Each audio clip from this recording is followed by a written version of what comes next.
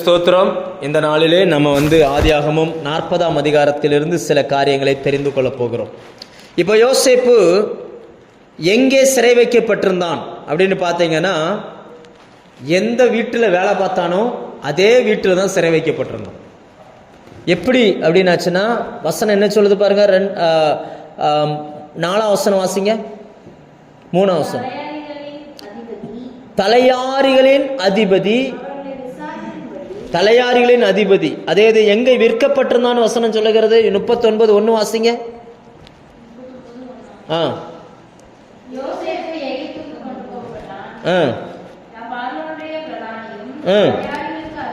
தலையாரிகளுக்கு அதிபதி அந்த நபர் போத்திபார். கரெக்டா அதே இடத்துல சிறைச்சாலை இருக்குது. அதே சிறைச்சாலையில இவர் இப்ப இங்க இருக்கிறார். இப்ப இந்த சிறைச்சாலைக்கு எக்ஸ்ட்ரா 2 பேர் வர்றாங்க. ஒருத்தர் பார்த்தீங்கன்னா சாப்பாடு கொடுக்கிறவர், சுயம் பாகிகளின் தலைவன். ஒருத்தர் பார்த்தீங்க அப்படின்னாச்சுன்னா அவருக்கு தண்ணி கொடுக்கிறவர், அதாவது திராட்சை ரசம் கொடுக்கிறவர்.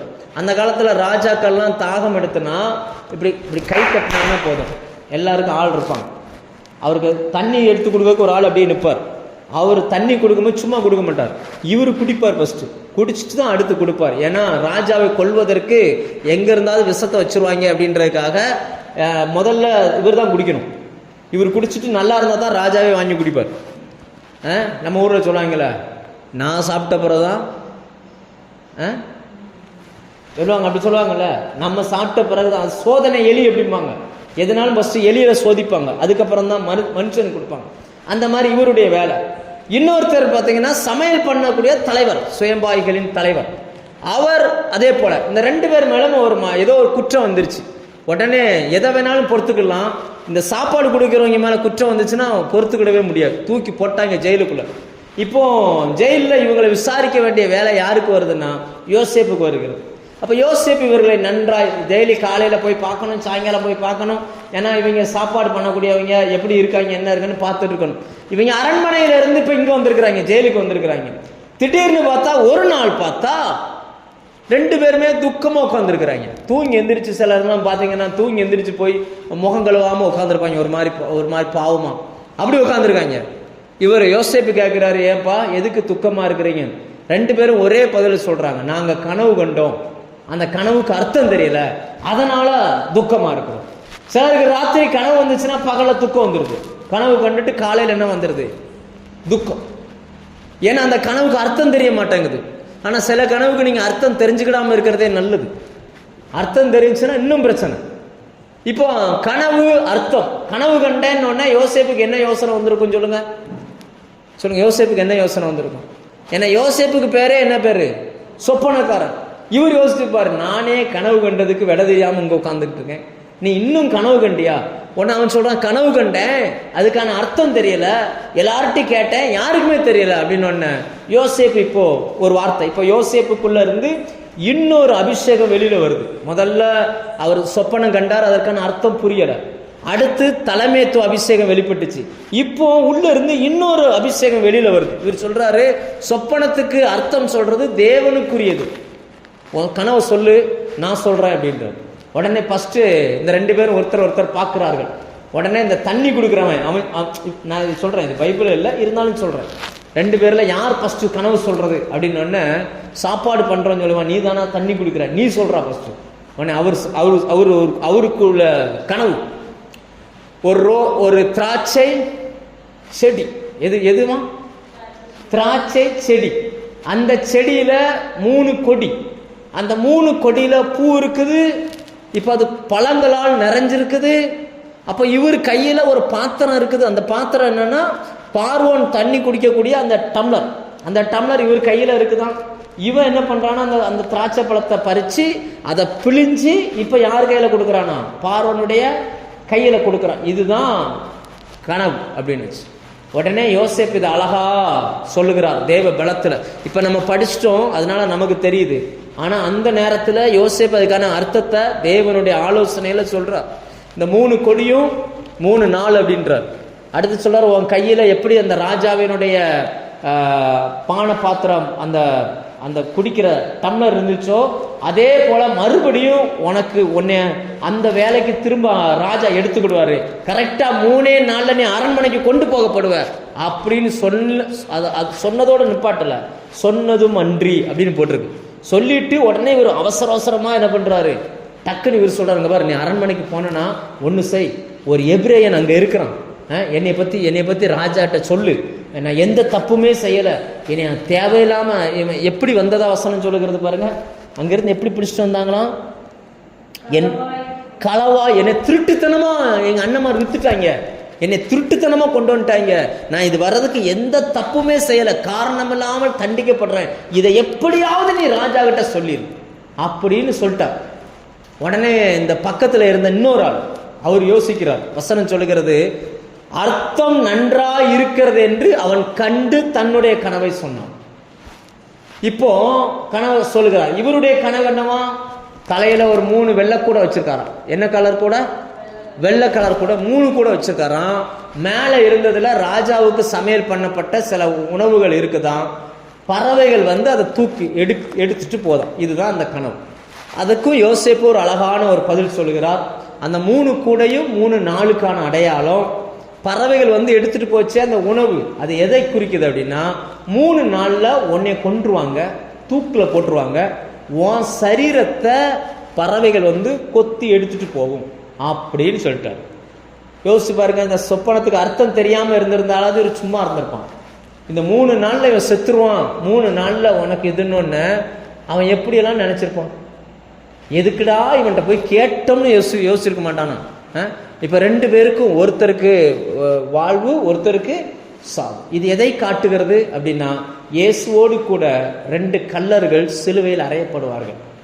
ஒருவன் மரிப்பான், ஒருவன் ஆண்டவர் சொல்றார், இன்றைக்கு என்னோடு கூட பரதேசில் மறுபடியும் ஜீவனுக்குள்ள ஒருத்தன் வந்துருவான். ஆனா ஒருத்தன் எங்க தான் இருப்பான், மரிப்பான். இதை முன்னடையாளமா இந்த சம்பவம் நமக்கு காட்டுகிறது. அப்போ என்ன நடந்துச்சு, 3வது நாள் மறுபடியும் பார்வோனுக்கு ஜென்ம நாள், அதாவது பிறந்த நாள், அந்த ராஜாவுக்கு பிறந்த நாள் வந்த உடனே சிறைச்சாலையில் இருக்கிற கைதிகளை எல்லாம் அழைக்கிறார்கள். யோசேப்பு இன்னும் சிறைச்சாலையில் தான் இருக்கிறார். இந்த 2 பேரையும் கொண்டு நிப்பாட்டியாச்சு. தன்னுடைய உத்தியோகத்துக்கு மத்தியில் நிப்பாட்டி முதல்ல இந்த 3 நாளும் அந்த சமையல்காரனுக்கு தூக்கமே இருக்காது. ஏன்னா ஜெயிலுக்குள்ள கடந்தாலாவது நிம்மதியா கடந்திருப்பேன், என்னைய நான் தூக்குல தொங்குவானா, பறவை என்னைய குத்தி திங்குமா, இப்படி சொல்லிவிட்டானே அப்படின்ட்டு அதே சிறைச்சாலையில ஒருத்தன் துக்கத்துல இருக்கிறான், ஒருத்தன் எப்படி இருக்கிறான்னா மறுபடியும் எனக்கு கவர்மெண்ட் வேலை கிடைச்சிரும், என்னைய ராஜா கிட்ட கொண்டு போயிடுவாங்க, நான் மனைவி பிள்ளைகளை பார்ப்பேன், அவன் அதே யோசிக்கிறான். நீ யோசிச்சு பாருங்க, ராஜா உட்காந்துருப்பாரு, இவனும் பக்கத்துல நிக்கணும், ராஜா உட்கார்ந்து இருக்கிற வரைக்கும் இவர் அங்க இருக்கும், இதான் அவருக்கு வேலையே. இதுக்கு அரசாங்க சம்பளம், நல்ல உத்தியோகம், நல்ல வேலை, இவங்களுக்கான எல்லாமே கிடைக்கும். இவன் நினைக்கிறான், நான் ஜெயில இருந்தேன்னா என் பொண்டாட்டி பிள்ளைகள் எல்லாம் என்ன சொல்லுவாங்க, இதோ கைதியோட பிள்ளைகள் அப்படின்னு சொல்லுவாங்க, இப்ப நான் வெளியில வந்துருவேன், எனக்கு நல்ல வாழ்க்கை இருக்குன்னு சொல்லி. அதே நேரம் அதே ஜெயில இன்னொருத்த என்னன்னா தன்னுடைய வாழ்நாளை குறிச்சு புலம்பிக்கிட்டே இருக்கிறான். இன்னும் 3 நாள்ல நான் செத்துருவேன், 3 நாள்ல நான் செத்துருவேன், 3 நாள்ல நான் செத்துருவேன் அப்படின்னு. கரெக்டா அந்த நாளும் வருகிறது. 2 பேரையும் கூப்பிடுகிறார்கள். ஒருவனுடைய கையில மறுபடியும் அந்த திராட்சரச கப்பு கொடுக்கப்பட்டது, ஒருத்தனை மறுபடியும் தூக்கி போட்டான் அப்படின்னு சொல்லி என்ன பண்ணிட்டாங்க, சொன்னதே போல என்ன செஞ்சிருச்சு, நடந்துருச்சு. நடந்த பிறகு அர்த்தம் சொன்னானே அந்த மனுஷனை நினைவுல வச்சு சொல்லி யோசேப்பு சொன்னார். ஆனா வசனம் என்ன சொல்லுது பாருங்க, கடைசி வசனம்,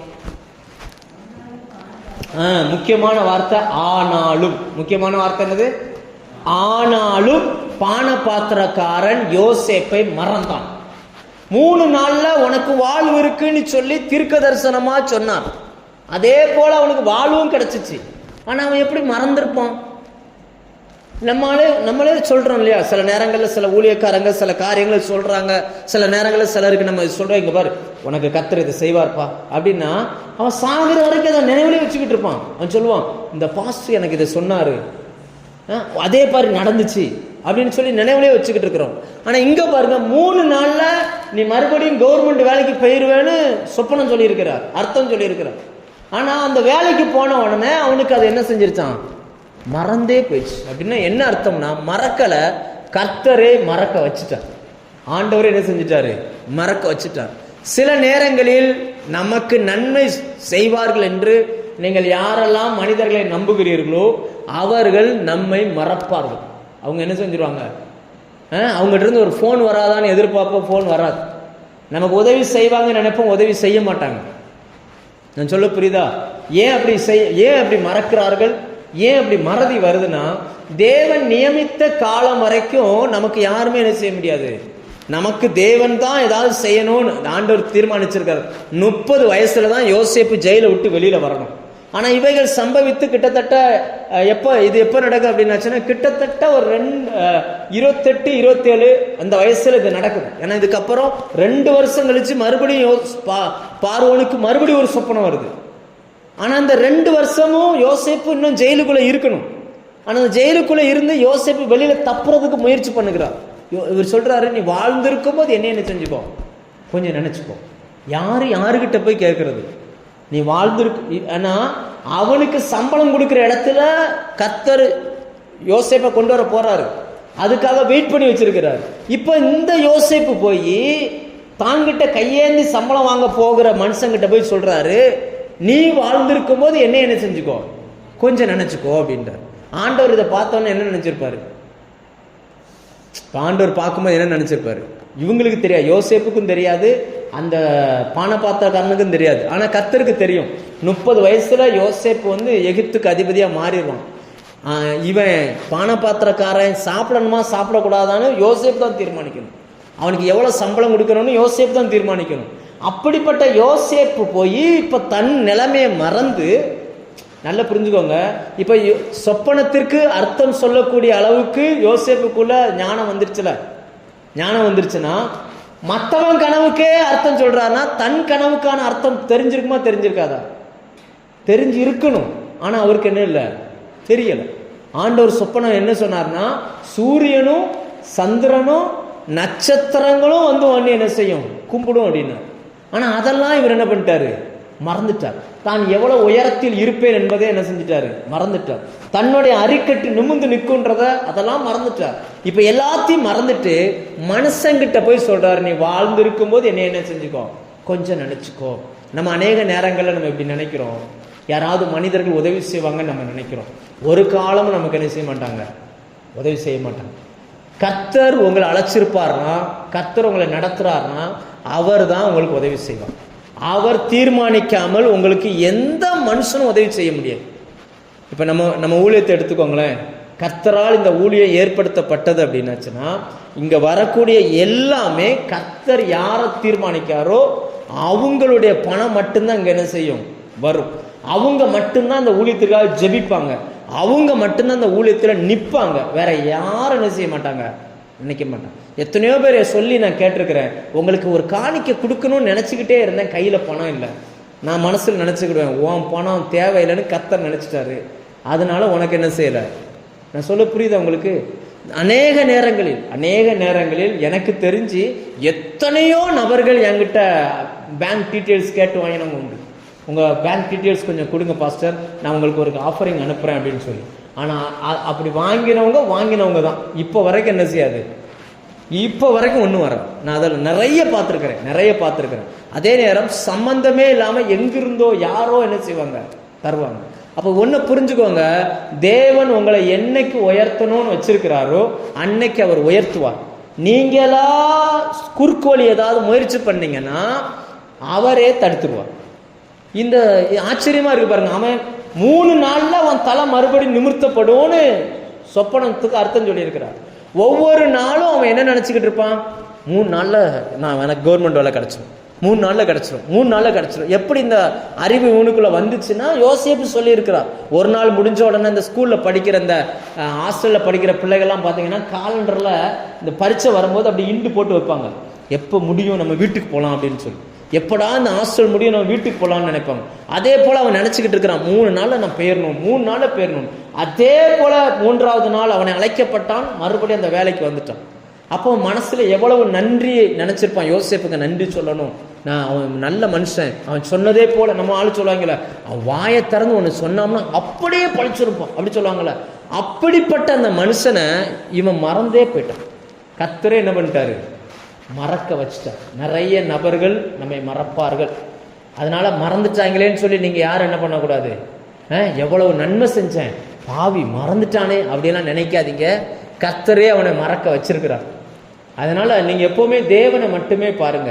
பெரிய பெரிய கனவுகளை கர்த்தர் பெரியவர்களுக்கு மட்டுமே கொடுக்கிறார். சாதாரணமான நபர்களுக்கு ஒரு சிஸ்டர் எனக்கு ஒரு மெசேஜ் அனுப்பியிருந்தாங்க. அதில் மென்ஷன் பண்ணியிருந்தது என்ன அப்படின்னாச்சுன்னா, தேவன் செய்ய விரும்புகிற பெரிய பெரிய காரியங்களை சாதாரணமான நபர்களுக்கு அவர் சொல்வதே இல்லை. அவர் ஸ்பெஷலான நபர்களுக்கு மட்டுமே பெரிய பெரிய காரியங்களை சொல்லுகிறார். அப்படி சொல்லிட்டார் அப்படின்னா, அப்படி ஒரு ஆள்கிட்ட சொல்லிட்டார் அப்படின்னா, அதை நிறைவேற்றுவதற்கான அந்த பணங்களை யாரோ ஒருத்தன் மூலமா ஆண்டவர் என்ன செய்றாராம், சந்திக்கிறார். நம்ம கனவுக்கு உயிர் கொடுப்பதற்கு எங்கேயோ இருக்கிற ஒரு மனுஷனை கர்த்தர் என்ன செய்யறாரு, உருவாக்குறார். இதுதான் தேவனுடைய நடத்துதல். நான் சொல்ல புரியுதா? இதுதான் தேவனுடைய நடத்துதல். யோசிச்சு பாருங்க, நம்மளை கொண்டு தேவன் சில காரியத்தை செய்யணும்னு நமக்கு திட்டம் தர்றார். அந்த காரியம் செய்வதற்கு நமக்கு பணம் தேவை. உண்மைதானே? அன்னைக்கு ஒரு டிராக்ஸ் அடிக்கணும்னா கூட என்ன வேணும், பணம் வேணும். பணம் எல்லாவற்றுக்கும் உதவும். அப்போ ஒரு ஊழியத்தை விரிவாக்கணும், ஊழியத்தை கொண்டுட்டு போகணும்னா வெறுமனே நம்மளுடைய ஜெபமும் நம்மளுடைய உழைப்பும் எவ்வளவு முக்கியமோ அவ்வளவு நமக்கு பொருளாதார ஆசீர்வாதம் என்ன செய்யுது, தேவைப்படுது. அப்போ தரிசனம் ஆண்டவர் நமக்கு தருகிறார். அந்த தரிசனத்தை நிறைவேற்றுவதற்கான பணத்தை வேற யாருக்கிட்டே கர்த்தர் வச்சிருக்கிறார். அந்த நபர் என்னைக்கு நம்மளோட வந்து சேர்றாங்களோ அன்னைக்கு இந்த தரிசனம் என்ன செஞ்சிடும், அப்படியே ரன் ஆக ஓட ஆரம்பிச்சு. அப்ப தரிசனம் இப்ப யோசேப்புக்குள்ள இருக்குது. ஆனா யோசேப்புக்குள்ள இருக்கிற தரிசனத்திற்கு அந்த பானபாத்திரக்காரனுடைய உதவி பத்தாது. யோசேப்பின் தரிசனம் நிறைவேறணும்னா பார்வோனுடைய உதவி தேவைப்படுது. ஆனா யோசேப்பு என்ன நினைக்கிறார்னா, பானபாத்திரக்காரனால என்னுடைய தரிசனம் நிறைவேறின்னு பானபாத்திரக்காரன் போய் உதவி கேட்கிறார். கர்த்தரோ பானபாத்திரக்காரனை மறக்க பண்ணினார்.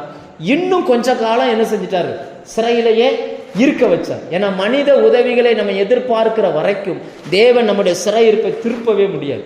என்னைக்கு கர்த்தரை மட்டுமே நம்ம பார்க்கணுன்ற அந்த ஸ்டேஜுக்கு நம்ம வர்றோமோ அன்னைக்கு நம்முடைய சிறையிருப்பு நீங்கும்.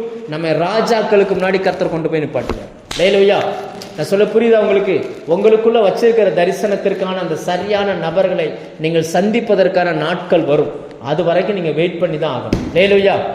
அது வரைக்கும் காத்துருங்க. அந்த காலங்கள் வரும். அந்த காலங்கள் வரும் பொழுது ஆச்சரியமான விதத்தில் தேவன் பயன்படுத்துவார். நாளைக்கு பார்ப்போம். அடுத்த அதிகாரத்துல தேவன் யோசேப்பை எப்படி கொண்டுட்டு போறார், இந்த யோசேப்புக்கு முன்னாடி இந்த பானபாத்திரக்காரன்லாம் என்ன பண்றான்றத நம்ம நாளைக்கு பார்ப்போம். ஜெபம் பண்ணுமா? கண்களை மூடுங்க.